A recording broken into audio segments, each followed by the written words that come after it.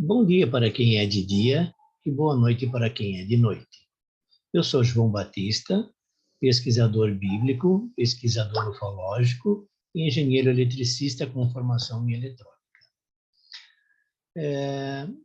Eu vou falar hoje a respeito de itens curiosos que nós temos na Bíblia.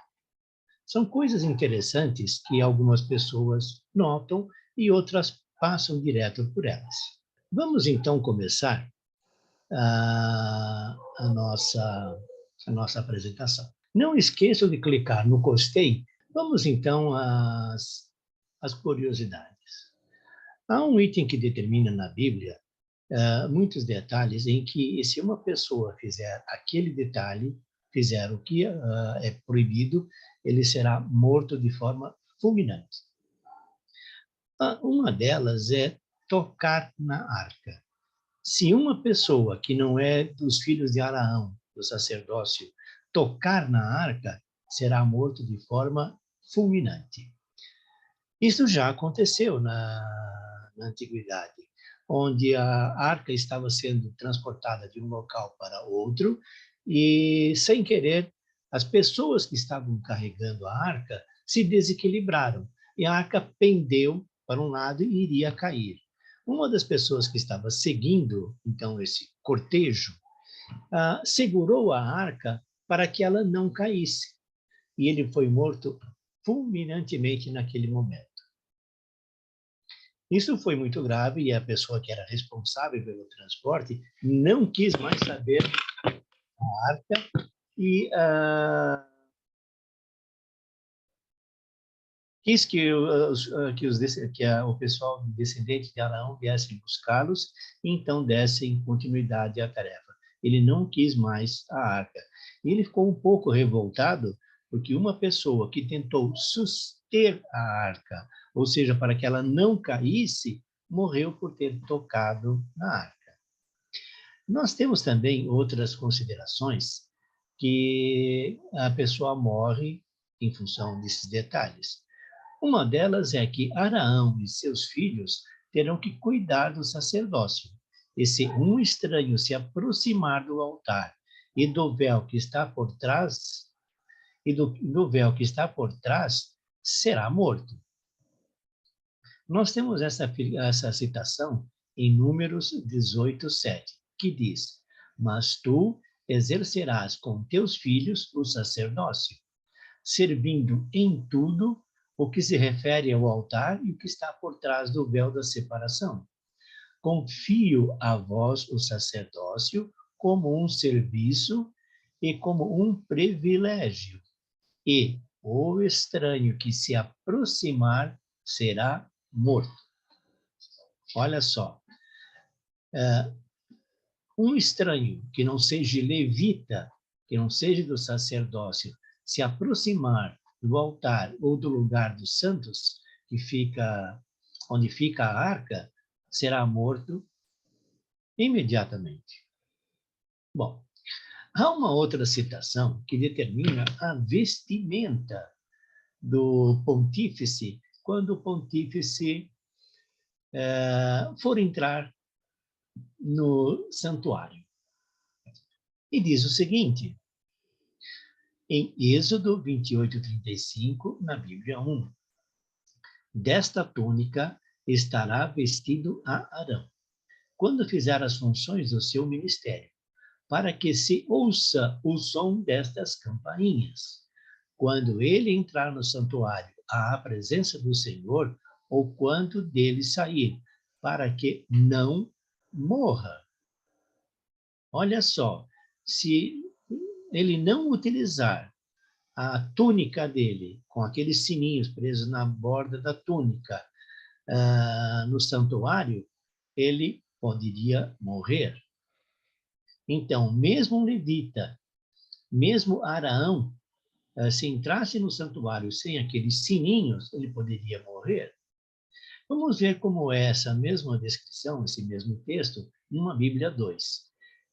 Detalhe só, esse detalhe de Bíblia 1, Bíblia 2, é que eu comparo até 10 Bíblias para tirar algumas dúvidas, porque as traduções são ligeiramente diferentes. Então, vamos ao texto da Bíblia 2. Arão, o vestido para exercer o ministério, e será ouvido quando entrar e sair do santuário, sem morrer na presença do Senhor. Então, na Bíblia 1 diz, para que não morra. E na Bíblia 2, para sem morrer na presença do Senhor. É praticamente a mesma coisa. Agora, por que deveria ter um sininho na roupa do pontífice para entrar no santuário? Será que isso era algum alarme para que quem cuidava do santuário, na parte etérica, na parte espiritual, Deus, os anjos, alguma coisa, dissesse, está chegando alguém aí, é um pontífice, não tem problema nenhum, pode entrar sem morrer. Arão, quando entrava no santuário, no lugar do Santo dos Santos, conversava com a arca, conversava com Deus através da arca. Olha só, isso é uma bobagem minha, agora o que eu vou falar. Será que aquele sininho não era para avisar quem estava do lado de lá? Opa, tem alguém querendo conversar. E aí partia para isso. É claro que tudo que eu estou falando é uma pequena brincadeira, tá? Não me leve muito a sério.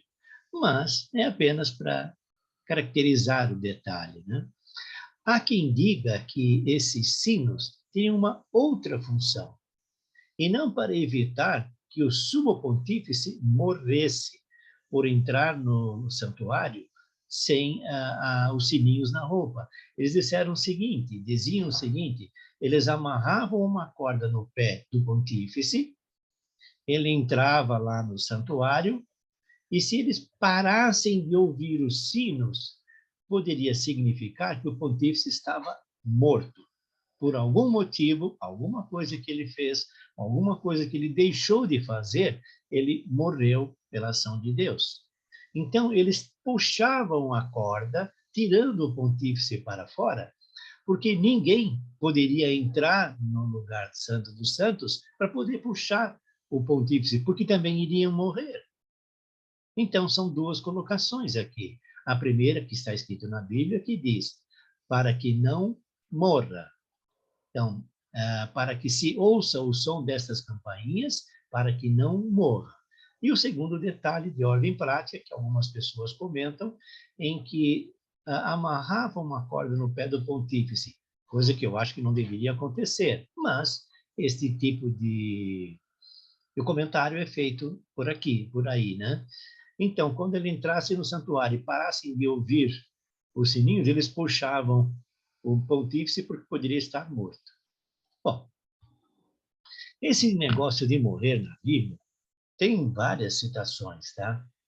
Uma outra delas é da seguinte maneira: uma bacia de bronze para lavar as mãos no templo, para não morrerem. Olhe novamente a coisa aqui, para não morrerem. Eu vou ler a íntegra o que está escrito na Bíblia 2, em Êxodo 30:17. O Senhor falou a Moisés, dizendo: farás uma bacia de bronze, com suporte de bronze para as abluções. Colocarás esta bacia entre a tenda da reunião e o altar, e a encherás com água. Com ela, esta água, com ela, Araão e os filhos se lavarão as mãos e os pés. Ao entrarem na tenda da reunião, eles deverão se lavar com esta água para que não morram. O que significa que se os pontífices entrassem na tenda sem lavar as mãos e sem lavar os pés, poderiam morrer. E, igualmente, ao se aproximarem do altar para as funções e ao queimarem um sacrifício pelo fogo do Senhor, deverão lavar as mãos e os pés para não morrerem. Este será um decreto perpétuo para Arão e a sua descendência por todas as gerações. Então, olhe só, para entrar no santuário, ele precisava utilizar uma roupa, uma bata, com sininhos na base, para que não morresse. Teria que lavar os pés e as mãos numa bacia de bronze, que estava entre a tenda da reunião do altar, também para não morrer. Ou seja, era muito complicado ser um sumo pontífice. Trazia muitas responsabilidades e muitos riscos. Bom, vamos dar em continuidade e parar um pouquinho de falar sobre os itens que podem causar a morte dos pontífices e também de pessoas estranhas aos levitas, que são os descendentes de Levi, que é irmão de Arão. Bom, vamos continuar então. Ao edificar um altar de pedras cortadas, utilizando-se um cinzel, ele se torna poluto. Cacildo, o que significa isto? Significa que se alguém for construir um altar ao Senhor e utilizar um cinzel para cortar as pedras, este altar é poluto, não pode ser utilizado. Vamos ver na Bíblia, na íntegra, como está escrito. E diz o seguinte, em Êxodo 20, 25, na Bíblia 1. Se tu me edificares algum altar de pedra, não o edificarás de pedras cortadas, porque ele ficará poluto, se vós empregardes na sua fábrica o cinzel. Vamos dizer como está na Bíblia 2.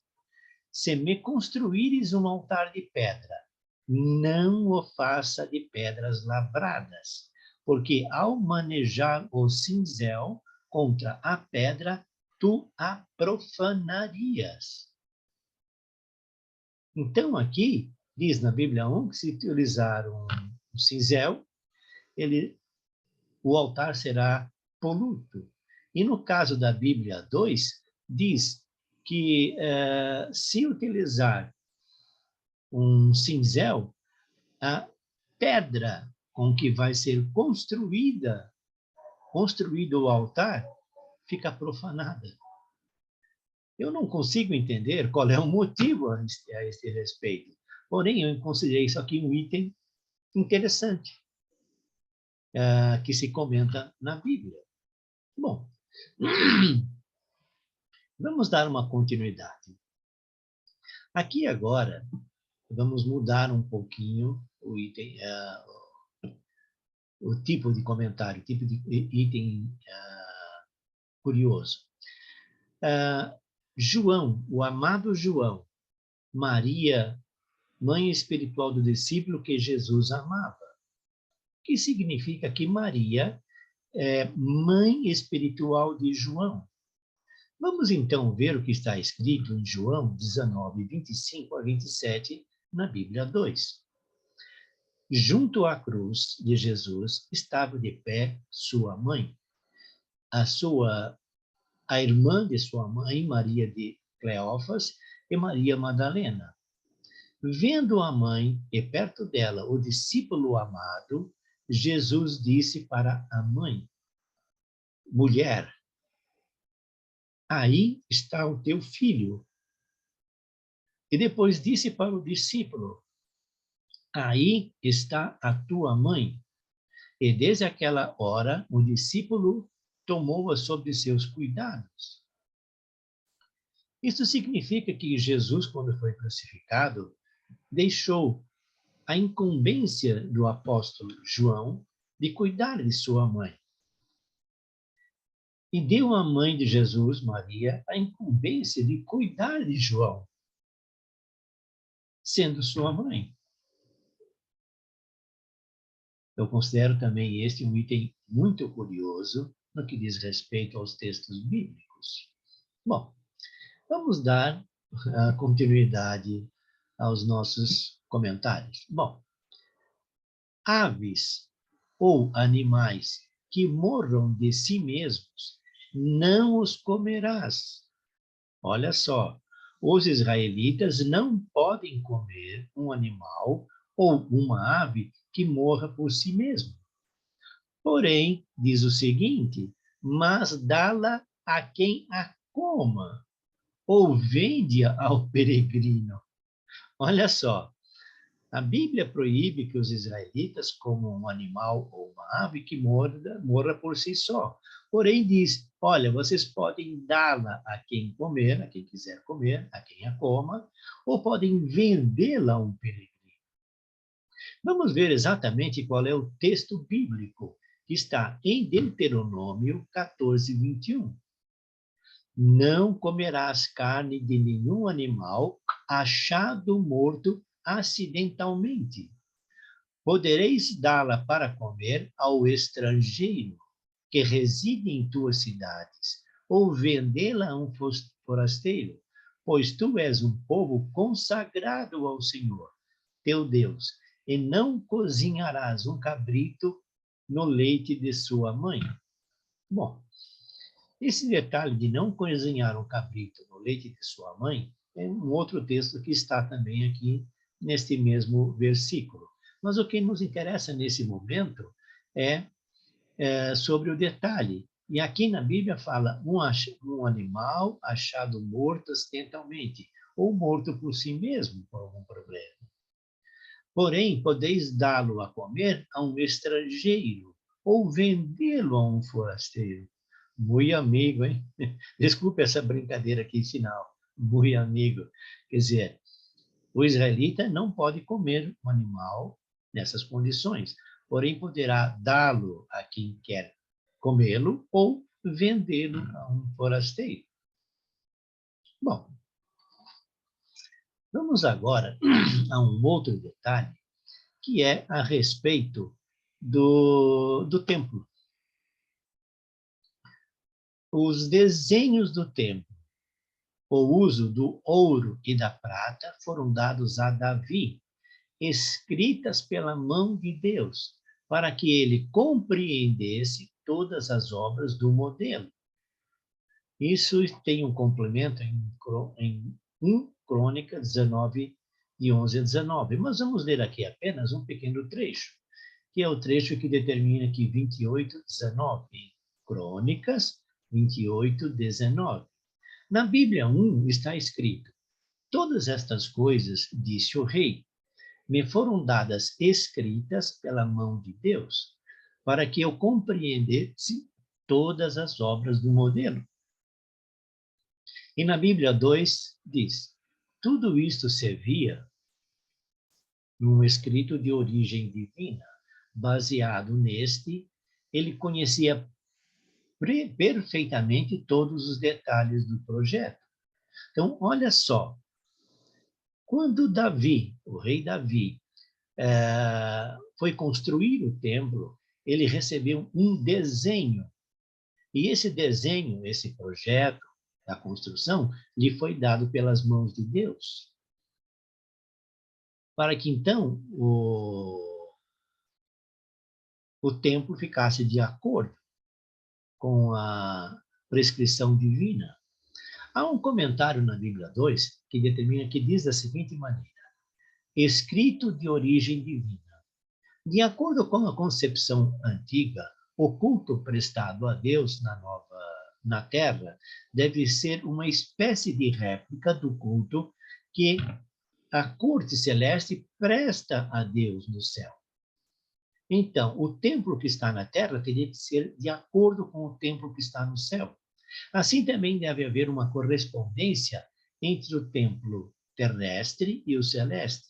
Por isso, o autor diz que o projeto do templo de Jerusalém foi elaborado no céu e mostrado, apresentado a Davi, para dizer que Davi agiu por inspiração divina.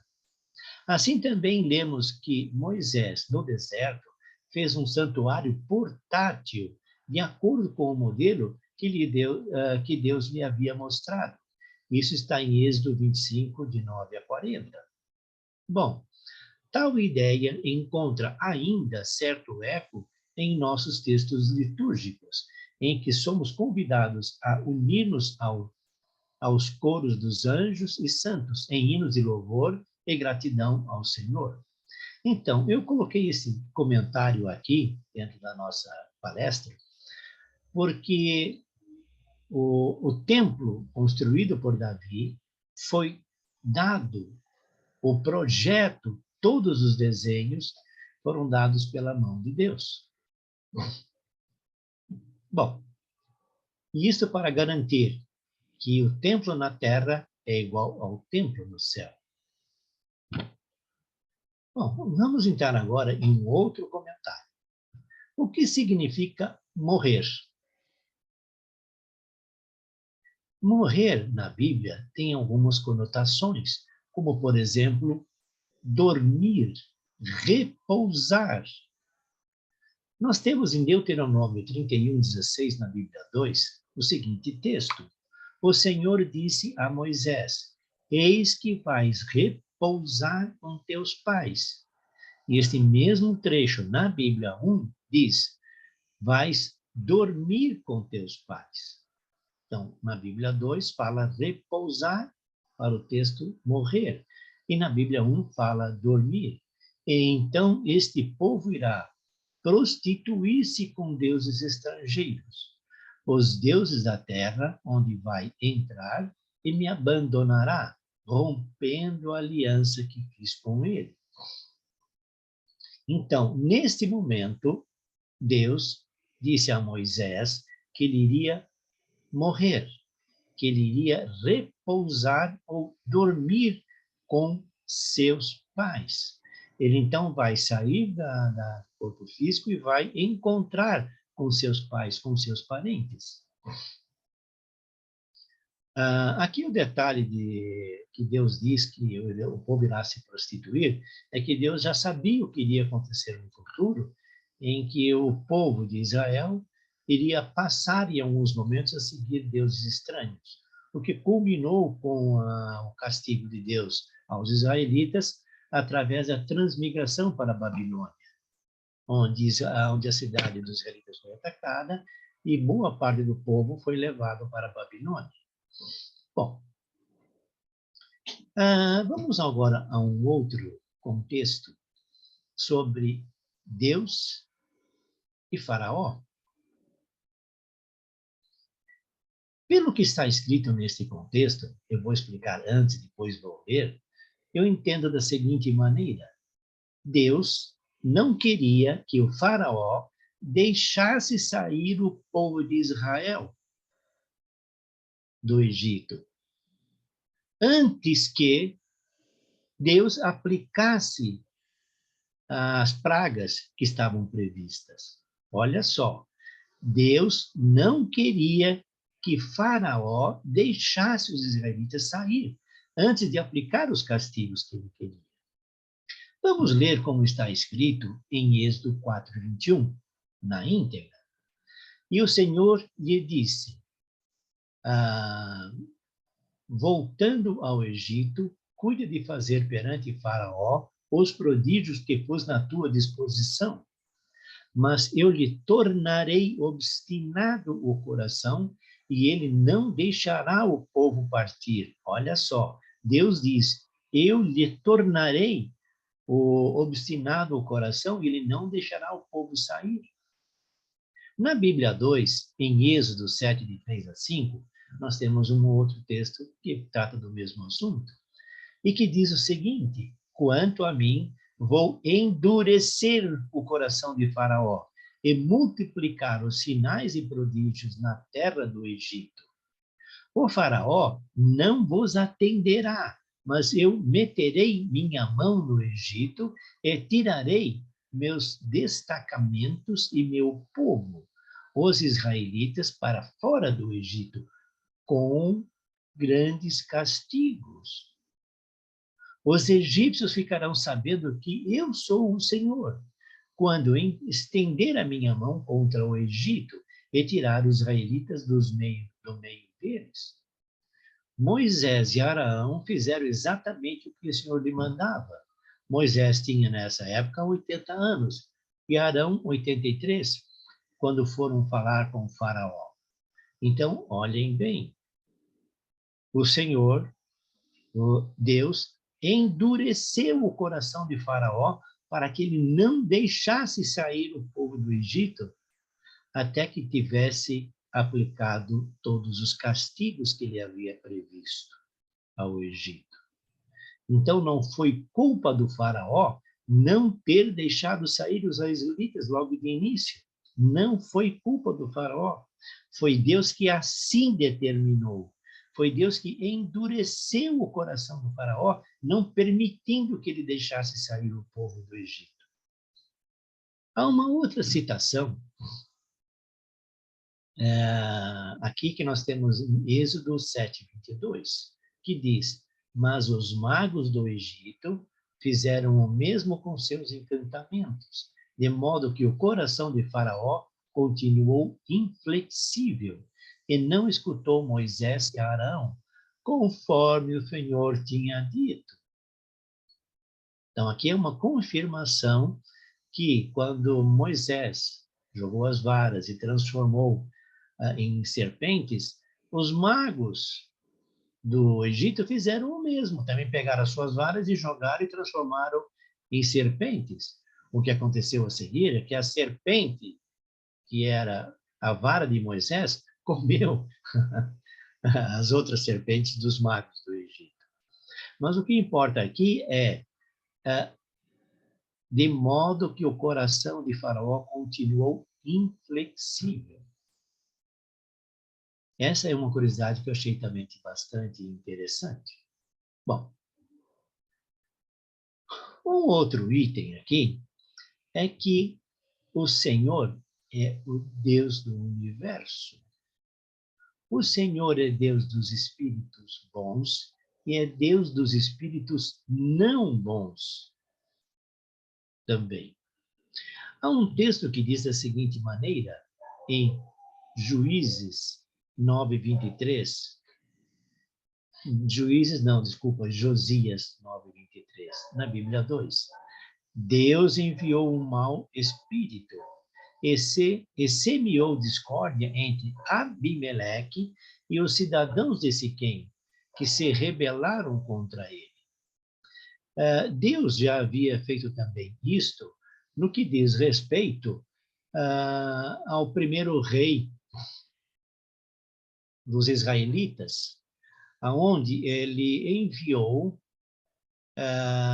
um espírito para atormentar a Saul, que foi o primeiro rei de Israel, em função de Saul ter feito algumas coisas que descontentaram ao Senhor Deus. Então, este tipo de procedimento de o Senhor enviar espíritos maus, espíritos malignos, já aconteceu aqui, pelo menos em 2 comentários que eu fiz agora. A Saul e também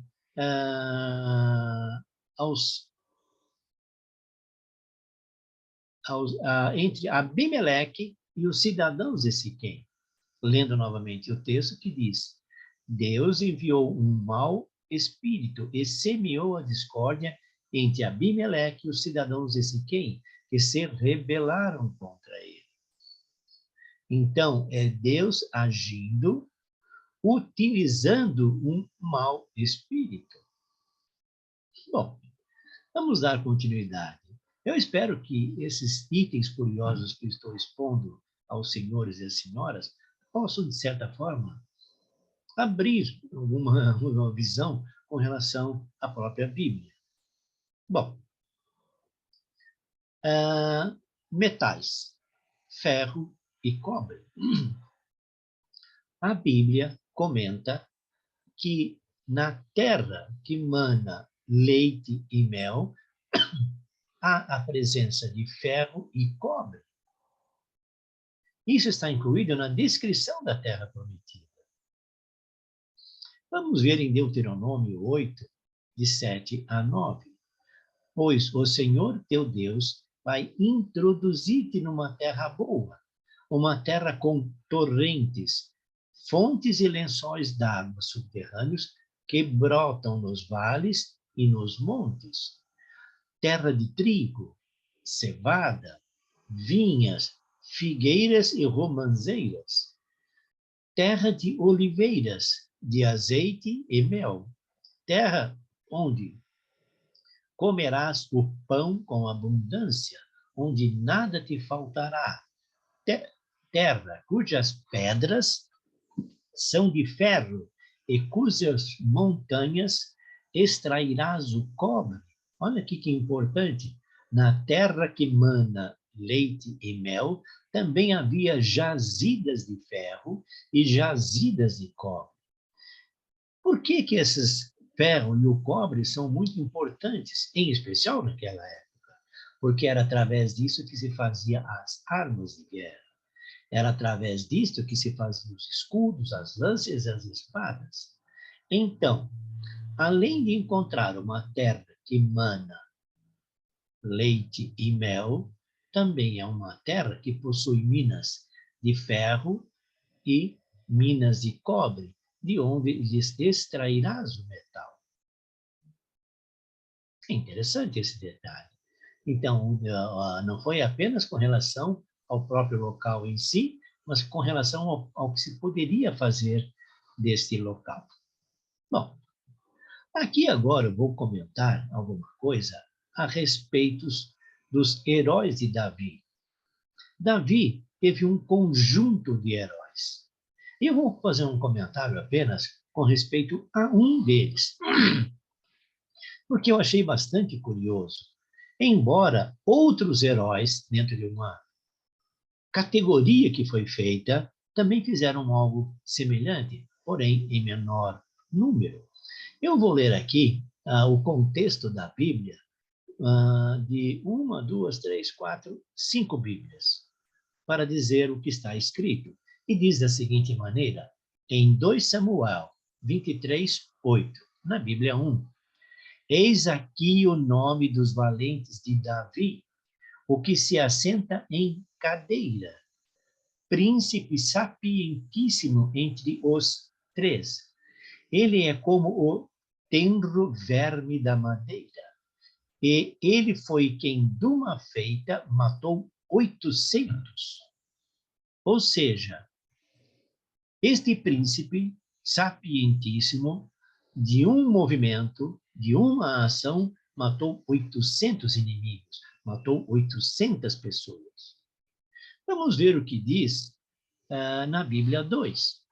Estes são os nomes dos heróis de Davi, o Acmonita Isbaal, o primeiro entre os três. Ele vibrou a lança e fez 800 vítimas de uma só vez. Na Bíblia 1, ele diz que ele fez alguma coisa e matou 800. Aqui na Bíblia 2, ele esclarece mais. Esclarece que ele vibrou uma lança e fez de uma só vez 800 vítimas. Ô, lança boa! Será que esta lança era uma lança dos deuses?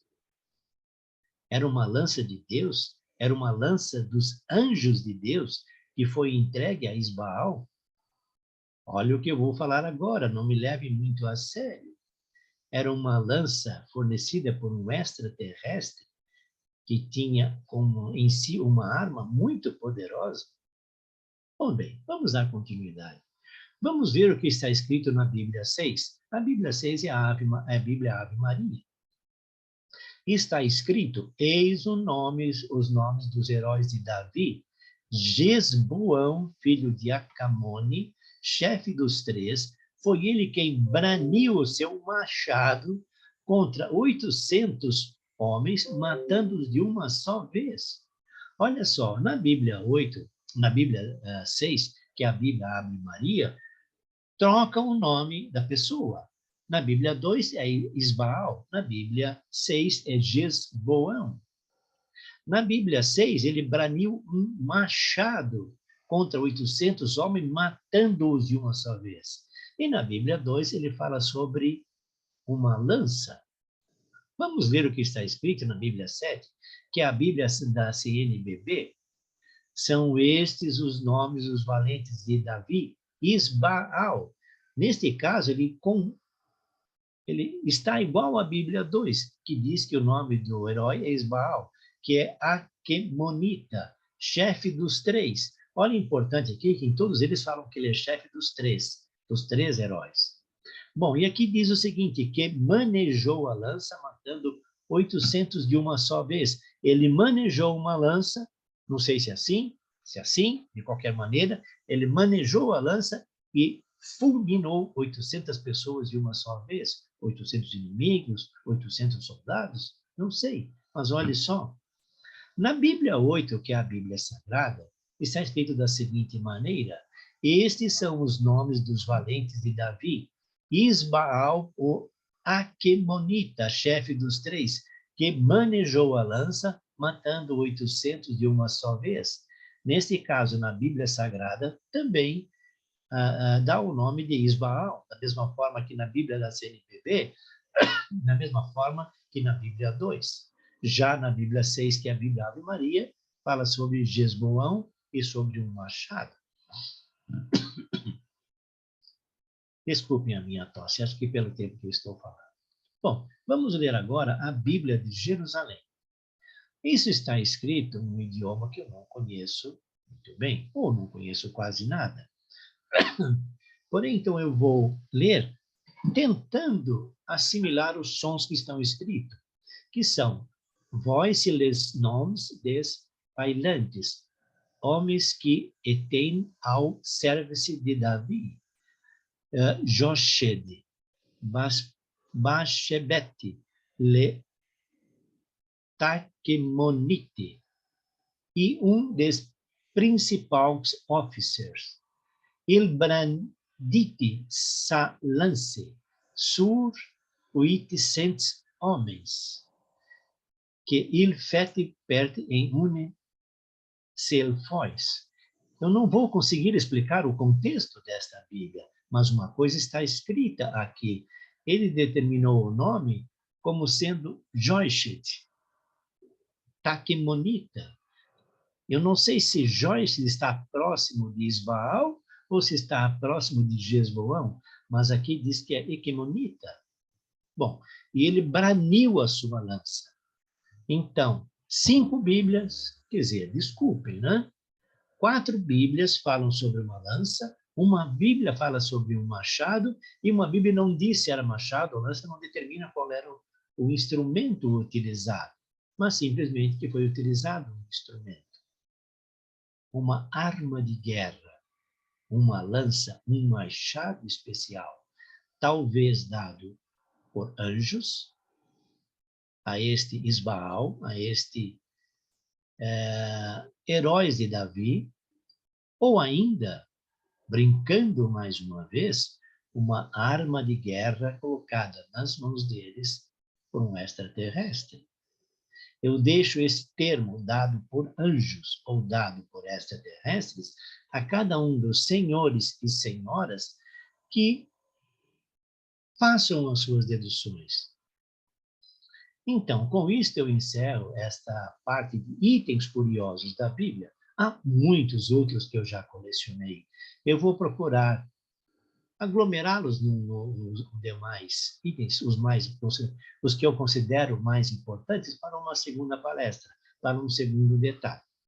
Bom, espero que com isto eu tenha despertado o bichinho da curiosidade dos senhores com relação a alguns itens estranhos, alguns itens interessantes na Bíblia. Bom, eu sou João Batista. Namastê.